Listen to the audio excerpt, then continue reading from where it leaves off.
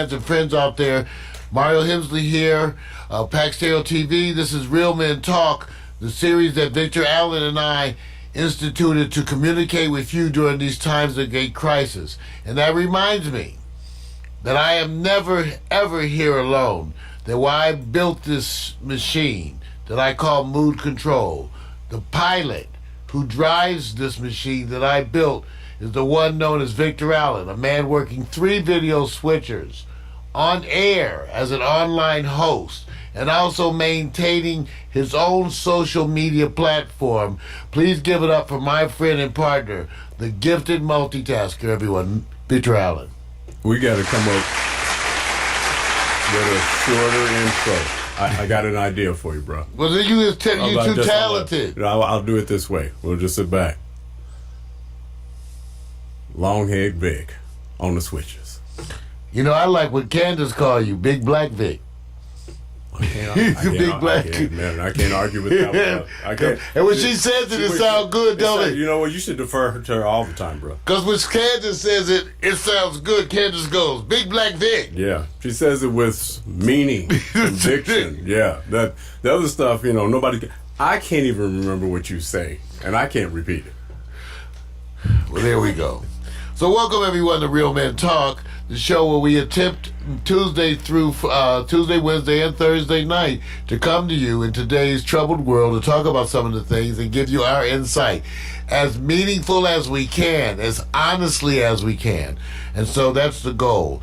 I'm here just to remind people, I trained at L.A. County. After 4 years at Howard University, I trained at L.A. County Hospital, where I stayed on as faculty for a year running the ICU.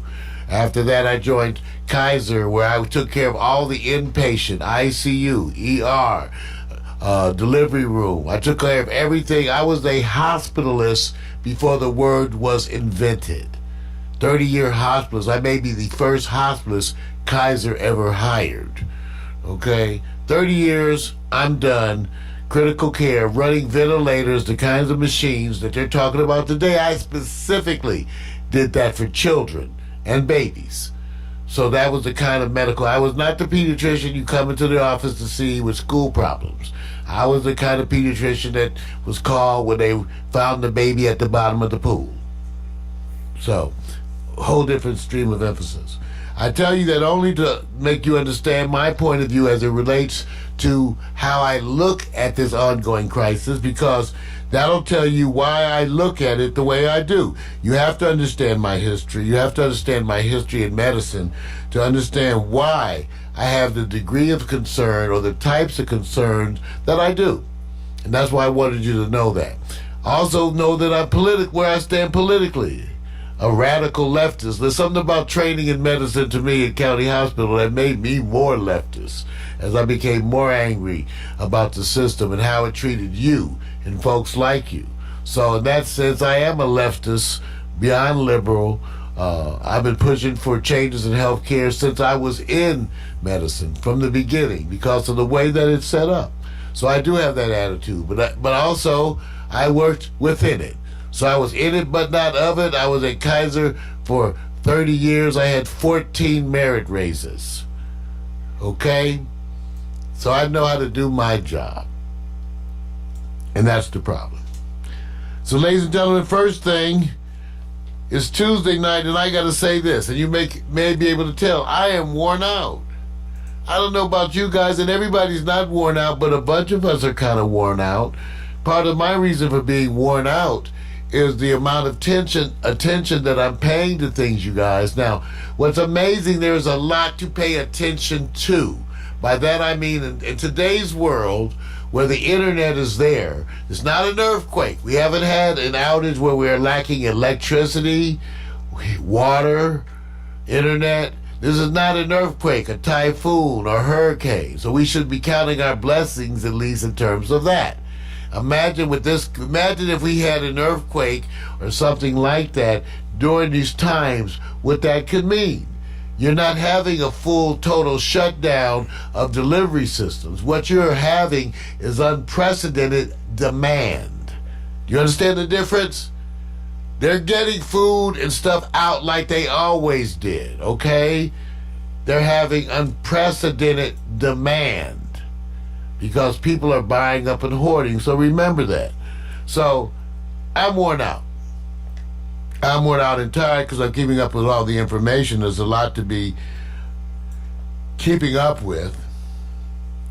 And that doing that keeps, wearing me out. But the other thing that's wearing me out is the first thing I'm going to talk about today. Because as a physician and a friend to many of you here in Los Angeles, I've been on the phone every morning. I got a routine of about 7 or 8 people that I got to talk to every day. A few of which are tuned in right now. There's folks like Thornton Dickerson, my brother, who brings me information every morning about what he's up and out. He's one of them up and out at 6:30 people. So, and the other thing is he's 65. So he just informed me that he can get into the grocery stores early. Oh, he can? Yeah, because now they have special shopping hours. Yeah, right. Yeah, for seniors and everybody else. Yeah, gotcha. So Thornton gives me the update of what's in the stores. Okay, and I have other friends who are attempting to do things today, so they give me reports. So the first issue of the day is how many of us are in La La Land. Absolute La La Land. Yesterday I was worn out because I called 8 people in the morning and 7 of them said stuff to me that I thought was absolutely ridiculous. Okay? These are people I love, y'all. See, so I'm just like y'all, okay? I'm just like you all. I got on the phone yesterday in the morning to check on people to make sure they were doing what I wanted them to do or what should be done. And 7 out of 8 of them were in La La Land. Now, my mama was not. Thank you, Lord. I told mama, only the minimum visitor. She said, son, I'm not going out nowhere. Right. No one comes over here. Yeah, same with my father. He said the same thing. Maybe one person a week. There you go. See, that's what they thank God for. Let's give them a hand. Yeah. Mama and daddy. Yeah. That's because my mom, your dad, so they're saying, no, we're not going out. We're staying in. So now my thing is because here we get to the millennials. Because the millennials, the young folks are not paying attention. So I don't want the young folks to feel the guilt of knowing that they led to the death of their favorite aunt or their grandmother. Right. See, some of the millennials out there are going to go out partying, and they're going to come home and get granny sick, and she's going to die. See, some of the millennials out there are going to go out partying, and they're going to give it to their girlfriend, who's going to then go home and give it to her auntie, and she's going to die. The point that's happening now is people don't understand the level of risk, and they're going to die. That's the problem. On all levels. My good friend Candace Renee Rice, who's the Floribama star, her show has been pushed back 2 weeks. More. Well, yes. You know it's going to be more. I know. Yeah. See, that 2 week shit, by the way, everybody who's been told 2 weeks is 2 months. Yeah, stop it. Yeah, that's what they tell you 2 weeks because they can't bring themselves to tell you the real truth. Right. It's at least 2 months. Right. So, Candace, they pushed back this show. They were supposed to be on Ellen DeGeneres. They canceled that because Ellen DeGeneres canceled. Right. Jimmy Fallon show. Right. Shut down. So Candace and me are talking. We're friends because she's over here and we're helping her. She's really working hard on her products to get her stuff out there. And all of a sudden she's faced with this whole thing that she may not be able to go to shoot the show. And I also said the show is probably I think they're going to cancel every show. Additionally, my good friend Candace, who has her own product line, and she's releasing her products right now. And she released a hand sanitizer, and this was so amazing when she released this hand sanitizer, Vic. Right. She almost sold out. And I said, because one of the things I said, Candace, is you, but people are looking for sanitizer. Yeah, it's in demand. And her sanitizer was cheaper than all the other sanitizers. her father was talking to her about making a package and putting it out there with some of her other beauty products. Right. Which she's doing. She's so smart. Give it up for Candace. Yeah. But she also wants to keep her products inexpensive because she wants everybody to have hand sanitizer. Right. See, it's a fine line. I said, Candace, and this is what I told her. I said, Candace, I understand you want to make your hand sanitizer available to everybody. This is what I told her. Candace, go online and look on Amazon and what all the hand sanitizers are going for it, and look in the past. It's okay to be inexpensive because you want to help people, but you don't need to be the cheapest. Okay, you don't need to be the cheapest because she really wants to help people with her product line, which she believes in deeply. So I said, these are the times when some of us, are thinking about, some of us during these times, if you notice, are thinking about how they can help. See? My thing is I'm worried about how I can help. Right. Candace is thinking about how she can help. She wants to make her money, but she's thinking about how she can help. But and not understanding, the mentality of people who are going, I'm trying to gouge the market. But you do have to make money to help others. So you don't have to give up on that fact if the focus of what you're doing is to say, I want to make as much for those who are not able to make any. That way I can help them. Yeah, that's a fine line. And that's why I personally, Vic, have tried hard throughout the years to not tell people what they should do. My philanthropic activities where I give and do things is much easier for me because I have more to give. And I'm very conscious of the fact that when people who have way less share, that has way more meaning. That's a religious understanding, a spiritual understanding. When you are rich and give, as good as that is, it does not mean the same as when a poor man shares his meal. Right. See? And even when you have, that. There is a difference. And so we speak. There are people who have little and will always share. Right. They will always cut that pot so that another person can fit in that pot. So some of us are thinking about how to share. Me too. I'm worn out. But I'm going to continue to call friends. If you're one of those friends that I call and talk to and bug you, I'm bugging you about your job, right? Your work. I want you to be careful. I'm telling everybody right now to please be careful about the old folks, okay? First and foremost. Because as a doctor, I think about who's at risk of death. So first and foremost, protect the old folks, okay? First and foremost. And that does not mean visit them. Maybe take care of the old folks means calling them every day, or some people twice a day. So take care of old folks, call them, drop off things, do those things. That's what I want you to do first. Second of all, I want you to take care of self. That means you have to start thinking consciously about your mental health. Now, here at Pack Stereo, we are lucky. Like I told you, and in fact, all of us are lucky to a certain extent. I remind you, you have hot and cold running water. When you get stressed out, you can take a hot shower. Okay? If you run out of toilet paper, you can wipe your butt with whatever you have available and take a hot shower. Okay? So remember, I'm of the type, I was raised by my mama to always count my blessings. So let's count our blessings. First blessing, this is not a hurricane or a tornado. That's our first blessing.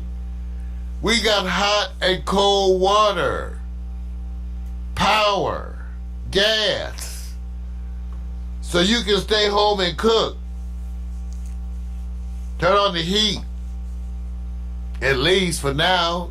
Even if the bill ain't paid, you got a while. You're going to hold up for a minute. I think one of the biggest concerns is interesting is how each generation is approaching it. Baby boomers, Generation Z, millennials, they're all different. Now, millennials are taking what they call this element of travel, because they have these percentages of them saying, even with all that they have with healthcare, it's a large percentage of them that don't believe they can actually get treated, because they believe it's going to be a chain of hierarchy.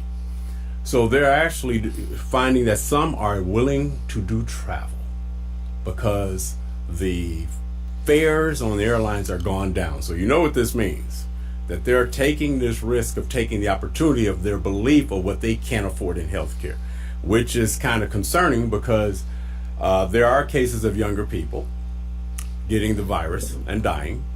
And one of the major complications that's out there is, in the U.S., the sudden rise over the last several years of the obesity crisis. Young people have that issue and that challenge, and they were talking about that young people can't take it for granted when we have obesity or diabetes, and that can present a condition. So they say, just don't flow as if you're invulnerable. So millennials are taking some risk by traveling internationally. Numbers are showing it. Yeah, and again, this is one wonderful point that you make up, Vic. So the millennials have the attitude of young people, which, again, I understand. Unlike some of my older friends, I can remember vividly my youth. They want to get laid. Okay? So disaster, no disaster, earthquake, no earthquake, thunderstorm, no thunderstorm. People of ages from 13 to 50 want to get laid. What happens when you have disasters? People get pregnant, because the one thing you have to do is have sex. So people want to get laid. So young people, why are young people traveling or want to travel? They want to meet up with other young people. They want to get laid. They just had a big festival in Florida, gay festival. They out there partying, kissing, hugging, being idiotic because they want to get laid. Everybody who's out there, you know who's the most cautious? Those of us who ain't trying to get laid. So first of all, pat yourself on the back. You don't want to get laid. Where's my... Are you speaking of a particular group that... Because you can meet... I'm saying, older people. Oh, the older folks. But really, let me just say this, Mark. Let me say this. Would it be good for somebody to say, you know what? We don't have to, everybody's meeting online. They're using apps to connect. Everybody's doing that. But say if you want to get together with somebody and you decided to meet at the park or meet at the beach. Easy. One-on-one, right? Well, I've restarted my computer that crashed. No, I got you. No, that's exactly right. But see, you have to meet him and know him already, see, Vic? Right. That's assuming you already met the girl. Well, wait a minute. Now, what if you want to meet the girl? That means you got to go to the club to meet the girl. Wait a minute. Now, I'm going to tell you something. I've seen all these apps where people were saying, I'm meeting up with somebody. Before this happened, people were willing to take the risk to meet people. Yeah. So the risk now is to do this. Are you going like this? Do you live with your parents? Do you live with your grandparents? Are you by yourself? What's the conditions that give you more comfort now? Or are you saying that's too risky? Because people are going to do it. No, people, see, here's the problem. You're not hooking up one-on-one. You're going to a club of 300. No, I said one-on-one. No, but they have to meet them first. Right. I'm saying online. No, okay, well, see, even if you meet them online, which is what we're hoping, then you go out for a date that's single. Right. But that's not what they're doing. See, what they are doing is, for example, meeting online and arranging to meet up at the local event. See, because they don't know each other. See, they're saying, okay, I'll meet you at the club on Saturday night. Well, they ain't going to meet at the club. Well, let me tell you something else. They're going to have to meet at the park. Let me tell you something else. Right. They ain't going to be traveling either. Because the World Health Organization today, and everybody's tending to follow the recommendations, okay? Right. The World Health Organization today recommended the shutdown of all trains and airports. Right. Worldwide. Yep. All trains. So Those of you who think you're traveling, I got news for you. You ain't traveling. No. And if you've traveled, you may not get back. Okay, so that's the reality. See, unfortunately, the millennials are going to be very affected because some of the ones I've been talking to have not been thinking or looking, which is okay because ignorance is not a defense of the law. True. So ignorance is not a defense. They're going to say, oh, I didn't know. Well, you know now. Right. How's that? Right. I didn't think. Well, you will next time. See, because let me tell you something. You headed into a crisis. Part of what they're discussing, I can tell you, everybody in medicine is doctors are not. You guys, doctors are not good secret keepers. It's interesting. Doctors are often part of the loop because they're specialists, but they talk and gossip like everybody else out there. Right. They call, oh man, did you know what I heard? Oh wow, my friend at the CDC. Right. So the word is coming out that the CDC is going to be recommending a total countrywide shutdown for like 2 months. Yep. They're talking about shutting the whole United States down till summer. Some of the people who know, because they're privy to the discussions, they're getting ahead of it. What do I mean? The schools were getting ahead of it. See, part of the stuff is the people who are involved in the infrastructure talk about it first. So the schools were part of that. So schools are shutting down nationwide. And they're not even talking about for 2 weeks. They're saying school is out for summer. Do you understand? Let me repeat that to you. School is out for summer. What's the month? What month is it? March. School is out for summer. So they have to watch out. Now, the young people, that's what I feel for them. And again, Mindy, stop that, Mindy. Mindy, stop. See, this is why we kind of glad we not, okay, you guys, no offense, I feel for young people. Imagine you have to stay home with your mom and dad and you're 19. And now you got to stay in the house with mom and dad. Even those of us, I love my mama. Right. I love my mama to death. You think I want to be in the house with her right now, 24/7? That's why I said I love my mama. You have some independent young folks who are going to go. I'm going to make that determination. But you also have some people who are a little bit middle-aged and don't get it, like Kid Rock defying keeping his club open in Nashville under the guidance that they say they shut down all the restaurants, and he's saying, no, that you're invading my constitutional rights. So Kid Rock is going to get this pushback because there's a whole bunch of people who feel like that, who are just well, that's where we get to the issue that there goes Victor again. So you got, okay, I don't know a way. I'm a leftist liberal doctor, all about human rights, recognizing individual rights of immigrants, all of that. Care about the people, the working class man. Now, with all of that in mind, I'm thinking you got to have another jail. That's the jail for people in quarantine. Yeah. I'm sorry. See, this is the way it goes to me. I don't want to follow the rules. Okay, jail. Right. No, we're going to put you, just because you threatened, okay, we have to treat you like you are a risk to people living. Right. So when you say you don't want to follow the rules, let's say we say this, curfew on the streets 8 o'clock, but we roll up on the club and all of y'all partying, you go to jail. And not just a regular jail, quarantine jail. Now let me tell you something else that's heartless, but it's the actual truth. You have limited resources. They limited. So let's talk about who gets the food and the tests. Do we give the food and the test to the citizens first or the jail? And if we do the jail first, do we do the jail first of the ones who in jail or the newly ones in jail who didn't follow the quarantine?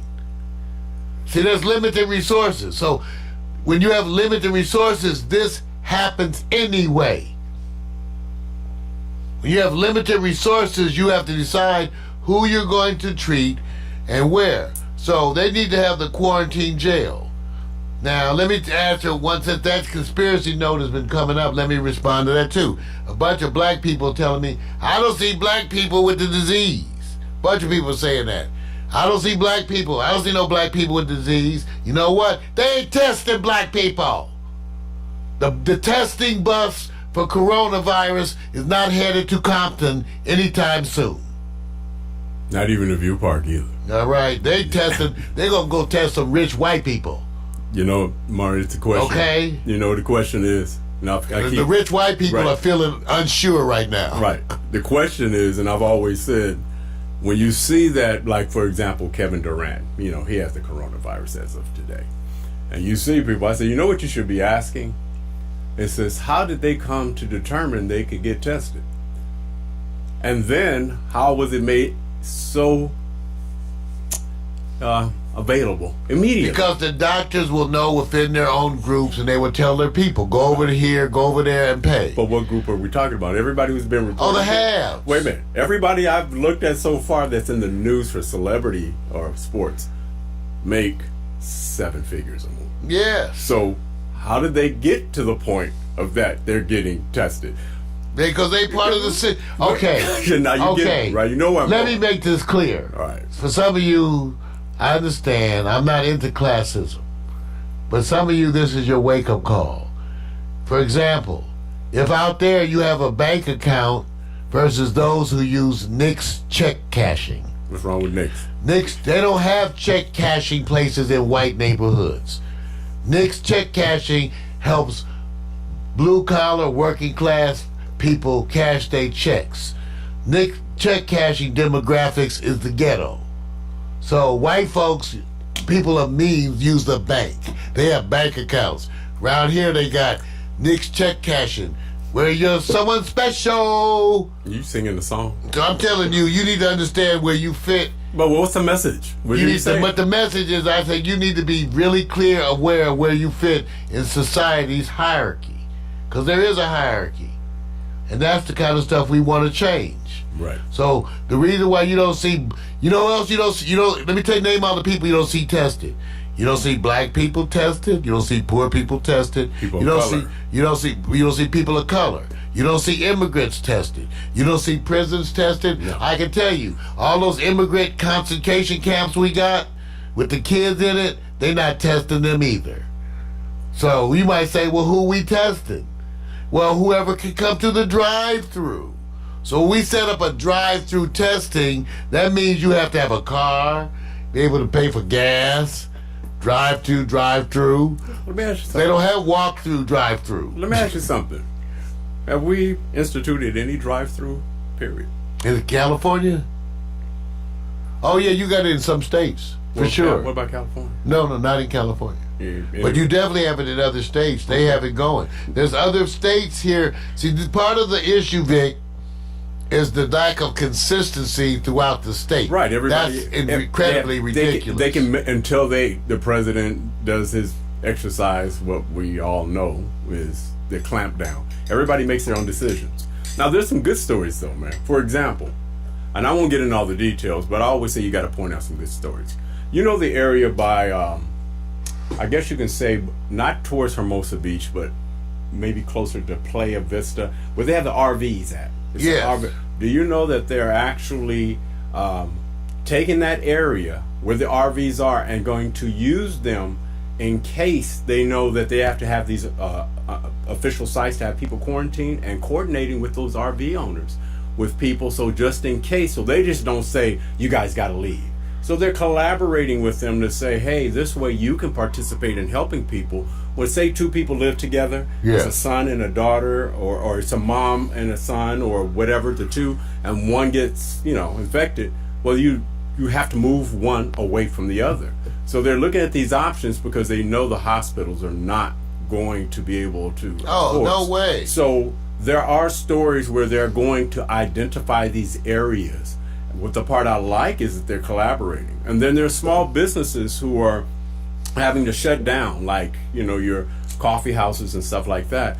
I like what they're doing. They're going, look, even our employees have to leave, but now we're going to pack up a lot of foods and gifts and goods and give them walking cash as they leave. And then we're going to go take any products we have to those who really are in need. So there are a lot of success stories up here from communities, and I think people should focus on those community efforts, especially in your community, because you'll find them that there's some people doing some wonderful outreach. Well, yeah, and it's good. Thank you. Miko, clarify your issues. Miko said some of the stuff we've had was wrong, but clarify that. Vic, we're going to need to focus on positive things, because the part I'm trying to make everybody understand is the degree to which they're going to be impacted. So, if this goes, okay, I'm living in relative affluence, right? Right. But the idea of being stuck here till August, that even has me, kind of feeling like I don't need to be stuck here till August. Right. So there's a stress that comes with that. And like you pointed out, there are some good stories, but let me tell you the things that are going to be heightened nationally. Issues of health care, whether or not you actually have health care. Issues of housing. Places like Los Angeles, where the average rent is now $2,500 a month. Right. You don't have any place for people to go. Well, those facilities they're going to be forced to have to bring down their rent value, because they're not going to have anybody in there. Right. Everybody, nobody's going to afford it. They're going to be leaving. Right. They're going to be leaving. So they're forced to have to kind of, it's almost like rent control, rent depreciation. So hopefully they will be sensitive to these conditions, man, and effort themselves. Okay, I hope. Well, I hope so too. Miko pointed out, she goes, Mario, they got check cashing places in Santa Monica, Culver City. Yeah, where they have the little influx of people of color. Right. They go look at the demographics of who check cashing places serve. Right. Okay, it's really straightforward. If you have a certain level income, you don't use check cashing. True. Okay? True. There's a cutoff. There. I'm telling you, there's a cutoff. Yeah. Okay, so that's what I'm trying to say. Yeah, they do. They have it on the fringes, because you know what? You know why they got check cashing in Santa Monica? Because little Rosita, who cleans Miss Ann's house, need to go check her cash. Or Jamal, who manages to live on the fringes of it. He can stop on his way home from work. You just had to say Jamal. Jamal and little... Anyway, so I'm saying true. I'm just saying, look at it. I tell you where you go to Beverly Hills. Oh, no. See, you know what? Most black people have never experienced banking. Right. A lot of people. See, I'm a black physician. It's so stratified in classism. I went to a bank where their whole point was never to ask you for ID. Do you understand that? That's the way it works in those banks. You understand that? Their point is never to ask you for ID. I walked in the bank and they said, Dr. Hemsley, what would you like to do today? Right. They didn't ask for a driver's license. They didn't. Their whole thing is they're supposed to recognize you. Right. Like I went to other banks, my boys told me who were in real estate, they said, oh, that's not a bank, that's check cashing. If you go into that bank, you need to come over here to my bank, right, where they do this. Right. So since I've had that, I'm just letting y'all know. That the way it works for the haves is that when you go in the bank, you don't show no ID. Right. They recognize you. Okay? So if you have never experienced that, once again, know where you rank on the poll. That's all I'm saying. Some of us think that we rank. I'm not trying to hurt your feelings. I'm just trying to tell you what I told you before Katrina. These kinds of situations that we have today will tell you where you fit in society's pecking order. Yeah. It'll break your heart. Yeah. That's what I'm saying. I'm not saying it because it's okay. I'm saying because it's messed up. So let's talk about testing. Because I said one of the reasons why you don't see testing from those communities, because they're not testing you. If you have 11,000 whatever tests coming in, again, who do you think they testing first? I can tell you who they testing first. Really, who they should test first. The hospital workers. Mm-hmm. Okay? Yeah, so that's the one that they damn sure should test first, right? Yeah, all the hospital workers. Oh yeah, the risk that they're inherently taking, what they have to do, and they've been prepared. You guys have been prepared that these are the things that could happen, and so history has a long inventory of stories where pandemics have occurred, And doctors and nurses had to stand steadfastly. And imagine this. See, think of the logic, even though you guys are going to hate this kind of stuff. Imagine there's a ward full of sick people, positive coronavirus. Right. And you're a nurse. And you come up positive for coronavirus. Right. But you ain't that sick. They gonna want you to work. Right. You the one to work. You already, they say you just got over corona. Right. And we want to put you right into corona intensive. You gonna be in the room with all the people hacking, sneezing, right. And they put you in the corona red room where everybody's throwing up, coughing, sneezing, because you already had corona. Right. See, that's what people don't understand. So health care workers will have to work sick. The judgment that will be made is where are they within the course. And if you are a health worker who's recently contracted coronavirus and you're already feeling better, they need you to work. Yep. And your antibodies are already tuned up. So you are the one to work. Okay? You are the one to work. So what does fall testing? So what does testing mean? Should you get tested? Okay, let's talk. See, they tried to explain this to you on the air. I thought today, I forgot, is it Fauci? Fauci? Yeah, the Fauci. Yeah, I listened to him. He did a good job. He does a great job. He's good, man. Yeah, these are like the people who train me. Yes. Database. And Vic will tell you, I can be a pain in the ass about database, right? I must admit, it's the one thing you say, Mario, nitpick of things, but this is where it comes. These are the kind of people that train me. Yeah. When we make an opinion, if we make it and it's just our opinion, like a bunch of you guys, well, I think so, which means absolutely nothing or what you think. Or just one source and you don't challenge the source. Right. Do you have any data for what you think? Right. You're not go like, who gives a shit what you think? Right. You know, you're an idiot. So we don't need to care what you think. Go get some data. So what did he say to you? You listened to So, yeah, I listened to what they're saying is sort of what I'm saying. Okay, should you be tested? Okay, the main reason for testing, let's step back from you and look at the society, okay, the whole United States.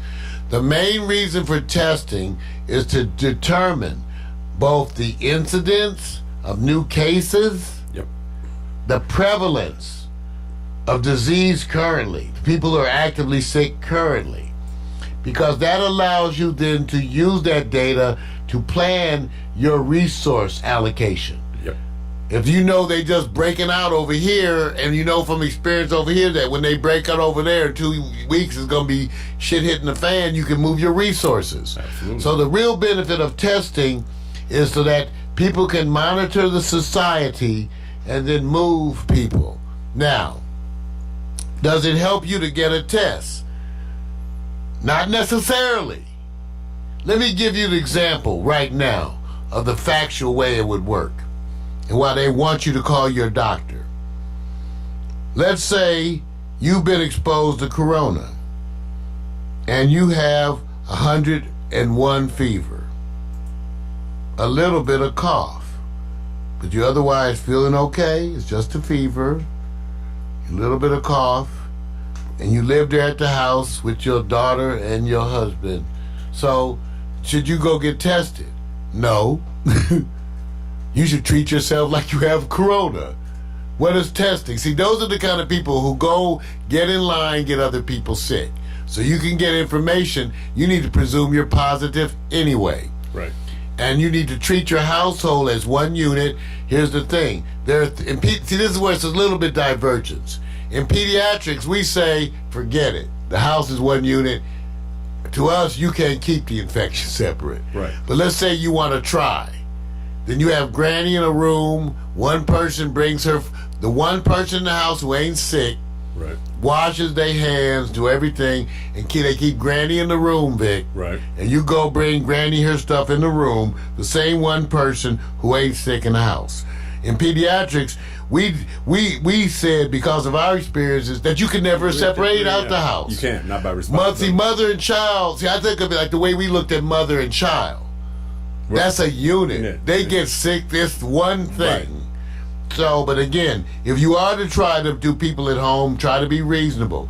keep the older risk person in a room by themselves, have one person coming and going, and do that. But so, do you need to run out and get a test? No, because you should do it anyway. See, if someone talks to me and they say, "Mar, I think I'm sick," I'm gonna say, "How do you feel? You have fever?" Yes, I have a little low-grade fever. You eating? I'm eating okay. Right. You drinking okay? Okay. You have any trouble breathing? No, I'm not breathing all. I got this cough, but I'm not having any trouble breathing. You think I should go to the ER? Hell no. For what? See, here's the part. Let me get to you why you don't need to go. They don't have nothing for you. What'd you go to the ER for? See, here's the thing. If you're like that, you don't need any treatment. So I don't need you in the ER. You know what I need in the ER? People with shortness of breath. That I got to get breathing treatments, put on oxygen. See? And if you don't need breathing treatments and you don't need to be put on oxygen, I kind of don't need you to be in the ER. Wait till you having trouble breathing because that's who we need to attend to first. So at the ER, we don't want the people who don't feel good. Okay?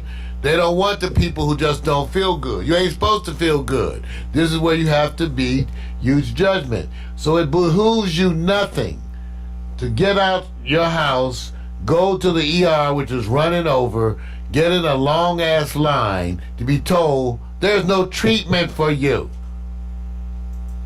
Antiviral medicines which they are trying, in general, don't work very, very well.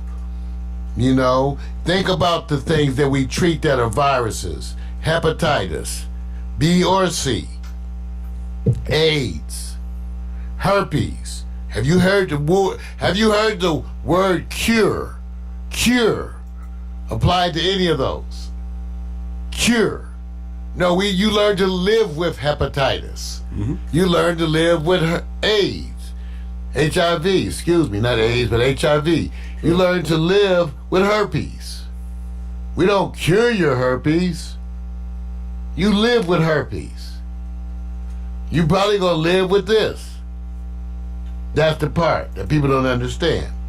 So, does testing help? Testing helps us determine where the disease is so we can allocate resources. Does testing help you? No. Now, you say, even if you have drive-through testing, should you drive through and get tested? Then I'm back to the same thing. What you gonna do with the information? Okay, it may help you. Okay, how about this? What if by driving through and getting tested, you get a certificate that you can use to get some work relief? Then it's worth it, right, Vic? Oh, absolutely. If you get the if you go to drive-through testing and they give you a little sheet, you have corona, stay your ass at home, and you can give that to your boss or whoever, right, and you get a check. Right. Then it's worth it. Yeah, because it'll be.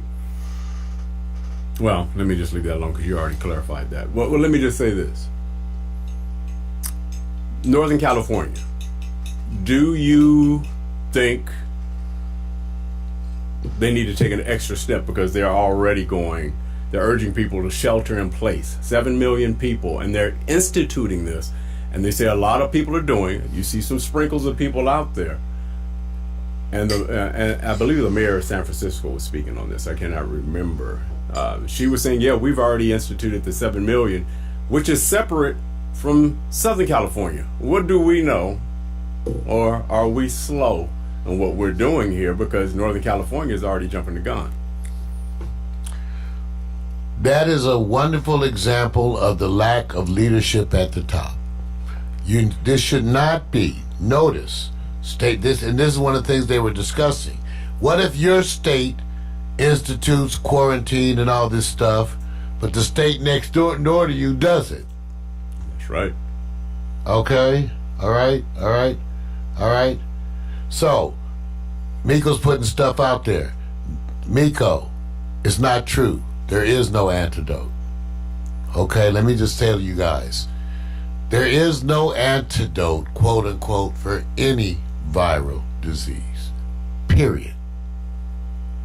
You want me to say it again? There is no antidote for any viral disease, period. Never has been, period. And anything you read about that is false. But I say do whatever you think, but don't waste a bunch of your money. There are no cures of viral disease. Or if you think there is, point it out to me. Well, you know what? They didn't cure polio, you guys. They gave vaccines. Right. They didn't cure measles. You know what, Mario? What you're doing? There's no cure. Mario, guess what? For the common person or the common thinker like I am, it's really when you said antidote, treatment, vaccine, cure. So you're separating exactly the difference between what most people make it confused, the difference between cure versus there's a treatment, an antidote, or a vaccine. Okay, so let's talk about that. Let's talk about the basic principle of a vaccine. The idea of a vaccine specifically was for those things for which you don't have good treatments, you want to try to prevent them.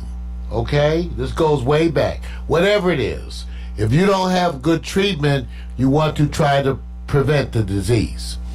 Many of the diseases, when Jonas Salk created the polio vaccine, he created a way of giving you a shot that shot had components related to the virus. And because your body saw that, your body made antibodies to that. Now you have a delayed antibody response. I don't remember everything from medical school, but you get an IgM response, an IgA response, an IgG response. Right. Some things, when you get an infection, happen within hours to days. Right. Some things take weeks. Right. So some of that immunological response is 2 weeks out. Right. So the immediate responder, IgM, comes in, boom. Right. That's an antibody. Got it. Okay? Now also your body responds to some things with a cellular response. Right. Like the certain cells, at the same as the body releases chemicals, antibodies, it responds with particular cells that go after infections. Not really viruses, bacteria. Right. What's unique about viruses, you guys, viruses attach themselves to the cell and inject their DNA into the cell. Right. They take over the cell's DNA. So when people tell me, well, I'm going to boost my immune system, I don't know what you're talking about. Right. That's why AIDS exists. You think you can boost your immune system so much that you ain't getting AIDS? Really? Go on and let's see about it. They'll give you a Nobel Prize and a whole bunch of money. True that. Okay? So it don't work like that.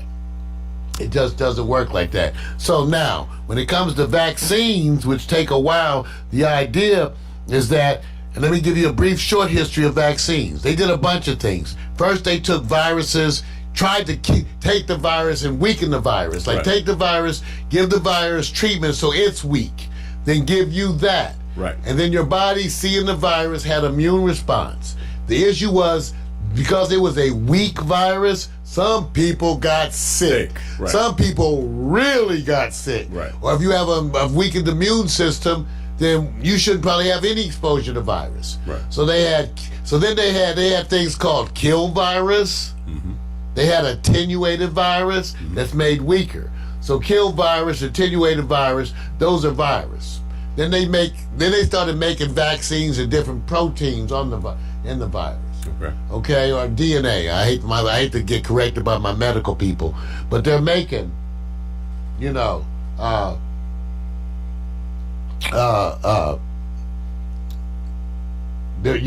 making these things for you, but you're sort of stuck. Right. So some stuff, if you're looking for it, I guess my take-home message to you will be, it don't exist. Or if you want to believe it exists, go on, but you have no data. So relative because there's no data that being a vegetarian or vegan even makes you live longer. Go look that up. There is no data that says being a vegetarian or vegan will get you another day of life. Okay? So the term for people who want to use, one of the easiest conditions that visits us every season is the flu. The word that's being used for many people is to get a flu shot. That is considered to be what? A vaccine, because really you're treating it, but it's not curing it. It's just what? No, they're not even treating it. The flu shot is based on some very complicated science and monitoring. They try to determine that part of the virus which they think is going to return. Right. And create a vaccine toward that part. That's right. That they think is, so it's a guess, first of all. Right. An educated guess as to the strains. Usually the vaccine you're getting covers like 3 strains of flu. Right. Not all flu. Right. Not all colds. Not all nothing. Right. 3 strains of flu. And that vaccine may range from as low as 40% to maybe 60, 70% effectiveness. Right. But it's never 100%. Never 100%. Right. So what I'm trying to tell you guys is that these are what is out there to exist. So no one ever told you the flu shot was perfect. Now let me tell you the other thing. What time of year do you get the flu? Oh, in the middle of cold and flu season. So of course everybody thinks when they get the flu shot that the cold they get, which ain't the flu, Right. the cold they get in October is because they got the flu shot. I go like, you didn't get the flu, you got a cold. So you think the flu shot gave you a cold? Okay, I guess maybe, but I don't know. You know, head doesn't know.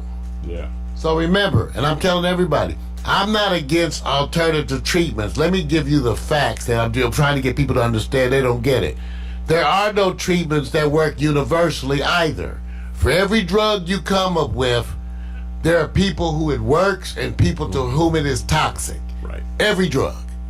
So when you come up with the miracle drug that helps a bunch of people, it's going to kill some people. Okay? That's the way science works. Some of y'all don't get the basic principles. You want stuff to be la-la land.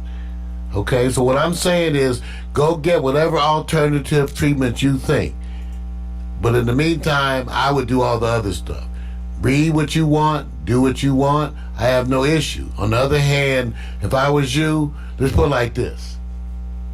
You know what I used to tell people, if you're wondering what to do for your children, look what the pediatricians do for their children. Right. Who they love. Right. Find a pediatrician out there whose children don't get their shots. Oh, it doesn't. So you know what? No. See, here's the difference between you guys, and I get real frank. Those shots that you avoid, I watch those diseases kill people. I watch pertussis kill babies on my watch, on my ventilator. I suction a pertussis patient, the snot's stretched out 8 or 9 inches and snap back. Yeah. And I was saying, if your lungs full of that shit, that's why I can't make you breathe. So you think I'm telling people, those diseases kill you. If you think you want to fight that shit with ginger, then go on and fight it. We know what's going to happen to your strain if there's going to be a change in the gene pool. Okay? Because all you people who think that you're going to die. Okay? You're going to die. Now, I want to do an invitation, because there's many people who don't do a lot online, typically older, senior folks or whatever. If you guys run into any stories at all about what certain people or groups are doing, share that. You can share it on Instagram. You can share it on Facebook in my link, so we can pass that forward and pass it along. Because a lot of times, when you go to the traditional media outlets, all they want to do is to kind of excite you about warning, and you just don't find those lines where you say, look what this community is doing.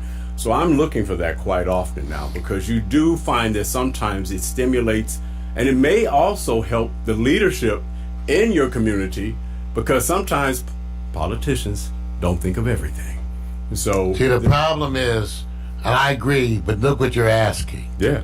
So you're asking private citizens to solve a pandemic. No, they're not. No, we're not. We're talking about basic. Well, that's what I'm saying. You need leadership from the top. Right. Or else, in other words, how can a community do anything right to help this without instructions? Okay, let's just say your community wants to do something to do this right, and they have a meeting. Wrong. Right. No, you're not. So you can't. So it's just going to be hard for you to do. See, the public, when you think right, this is my issue. Be careful. Just be careful. Right. That's what this is a time of real science. Not group. Real science. Not getting together. Yeah. Do whatever you think is right, but then again, you need to take your own personal responsibility for those things you want to believe. Yeah. Okay? Yeah. That's all I'm saying. You know, I'm not saying I know everything. I'm saying I know enough to make an educated guess for my family. Right. And if you want to make that educated guess for your family, okay, then go on. But I'm telling you, you're not getting any leadership. No.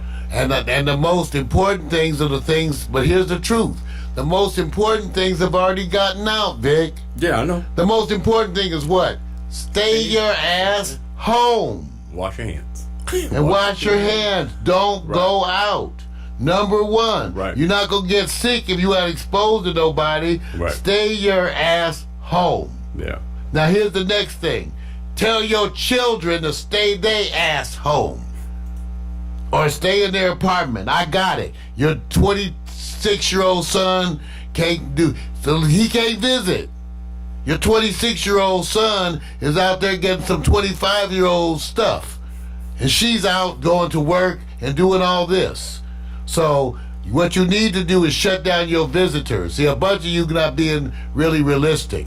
You live with your brother who's out chasing ass. See, he's going to go bring corona to your house. Do you understand? You worried about what you're doing, and you're not worried that your brother who sleeps down the hall or your cousin who's visiting, they're bringing you disease. So you can do everything right. But you know, your brother, he lives with you. What is he doing?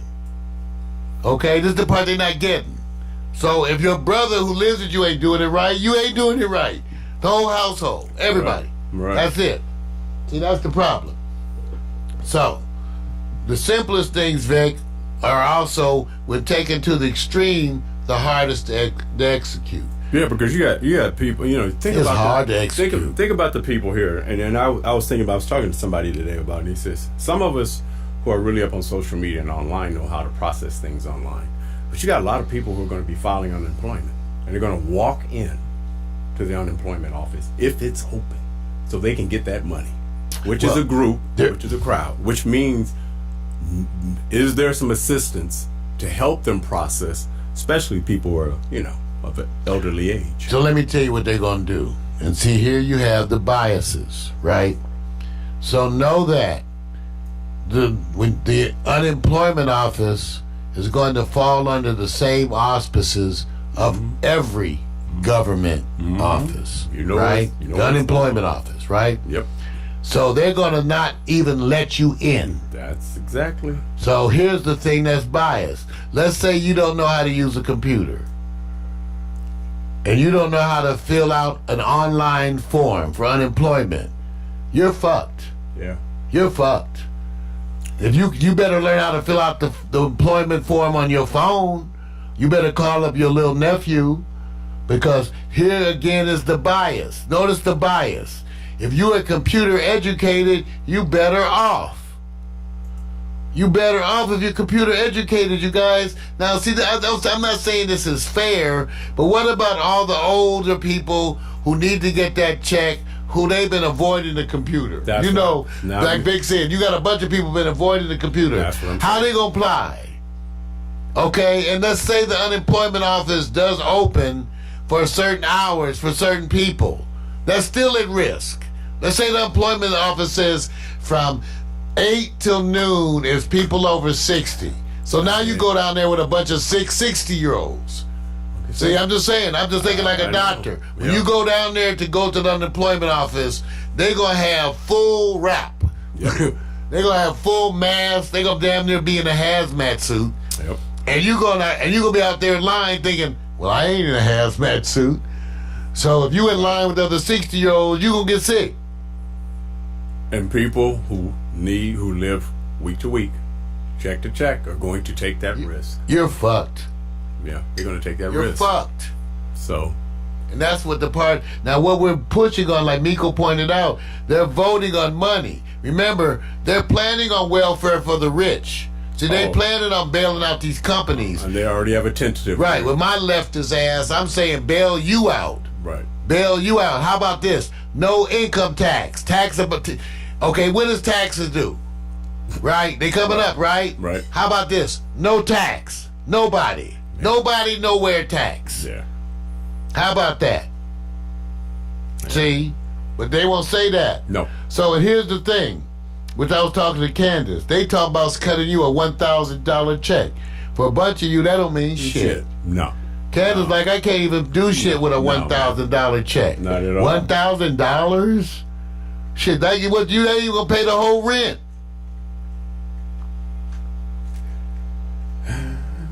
So, here's what I'm saying to you. It'll be a political issue. It is a political issue as to your relief. I'm in favor of relief, as I have been in the past, for the people. Give the people the money. Let me tell you something else. Let me tell you the other reason why this also helps businesses when you do this way. When you give the people the money, what they're going to do with the money is pay their bills and go buy shit. That's going to fuel the economy.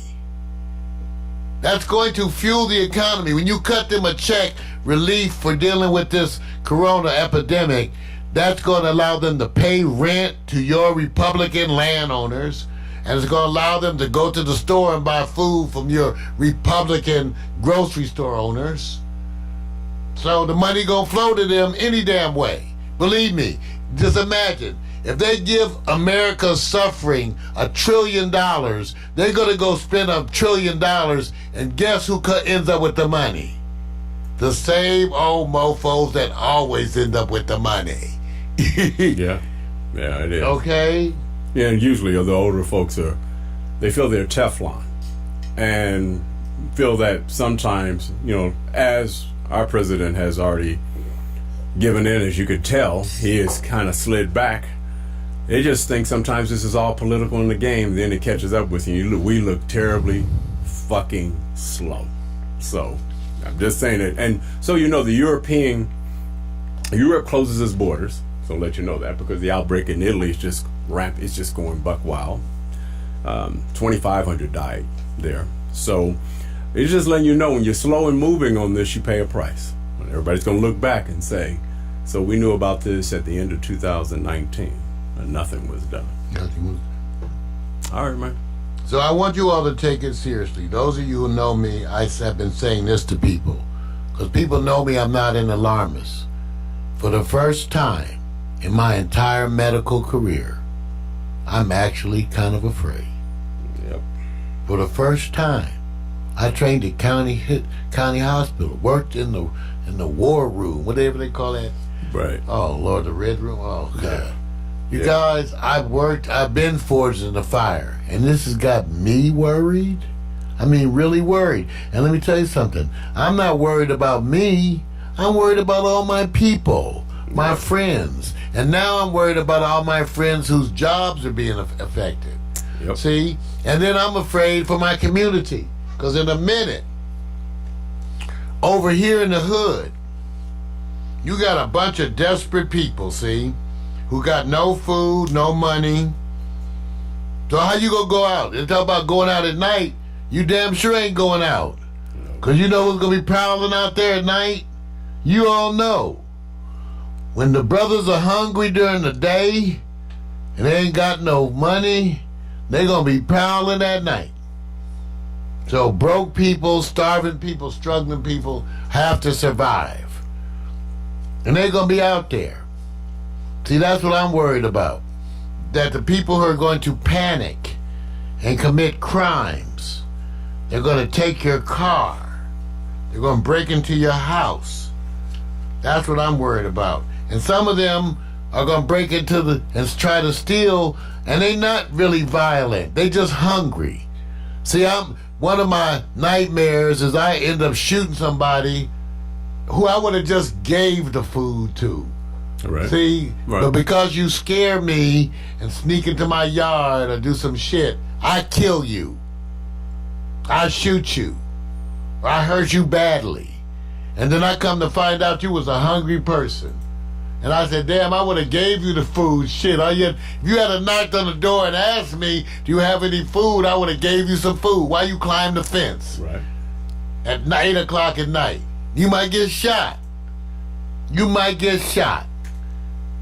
And that's what I'm afraid of. I don't want to hurt people. I'm not hard. I've had harder times. I'm not hard. I'm concerned. I'm concerned because I got to talk to my women friend about owning a piece. Nico says she's ready for her stuff. But I'm saying that's the kind of talks we got to have now. Protect our children, our daughters. Be careful. So you got to go talk to your kids, you guys. Call your kids up. Yeah, call those kids up. And tell your kids, I know you thinking, no, you have to stop that stuff. But remember, school's out for summer. They shutting down the whole United State schools. Yeah. You know, spring break, you know, they still having a party down there, right? Yeah, but see, I'm just saying, this is amazing, you guys, okay? So this is Mario Hemsley. We went a little bit over. We're coming to you Tuesday, Wednesdays, and Thursdays with Real Men Talk. But right now, Victor and I are playing it by ear. Okay? We're basically playing it by ear. We're allocating an hour, at least an hour every day to be communicating with you. And so we'll be here tomorrow night, 7 to 8 p.m., also Thursday night. Think about the things you want to know, the questions you have, and be prepared to ask us. We'll talk about whatever you want to talk about. And remember, I'm not claiming to be perfect. I'm just saying, know that I'm trying to do the best I have with what I got. I'm talking to you guys. I talk to my patients, my family, all of y'all the same way. I talk to all of y'all the same way. My patients and my family. It's no difference. It's the same way. Okay, so do the stuff. Feel better if you're prepared. And then think about stuff that you're going to do around the house. This is a good time to do gardening. You can, like Victor was out today, right, Vic? You out biking, right? See, yeah. Corona ain't going to come up to Vic on the bike. No, it's not. All he got to do is stay away from the folks. That's right. Yeah, remember, you guys, it's droplets, sneezing, coughing, and hands.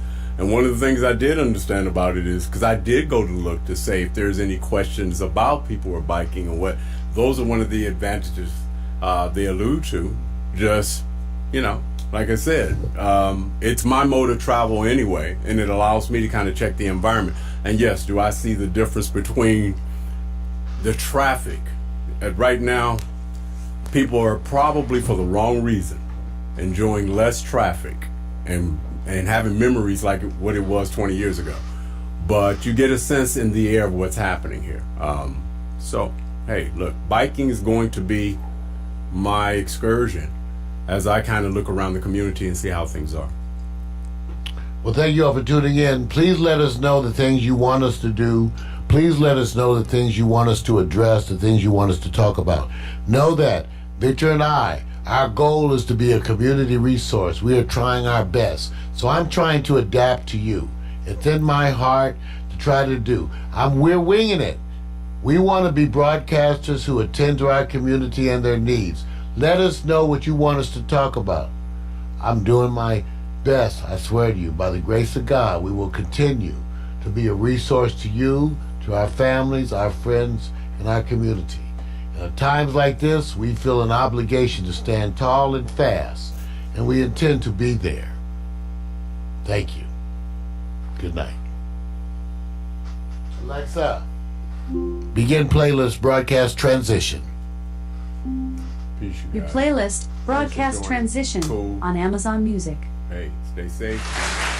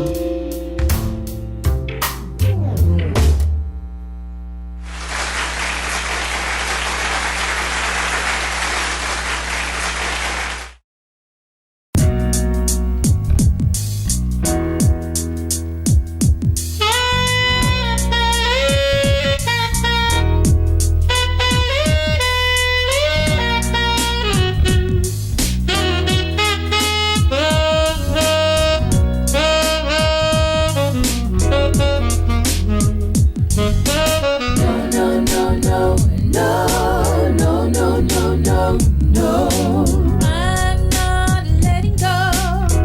I'm not letting go.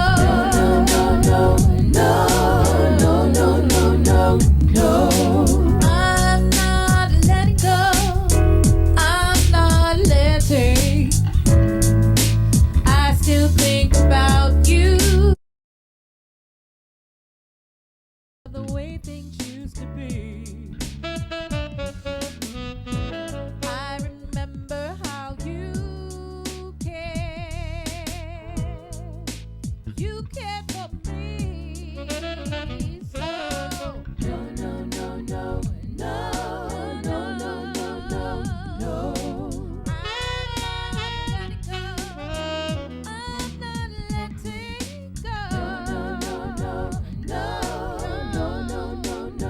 No.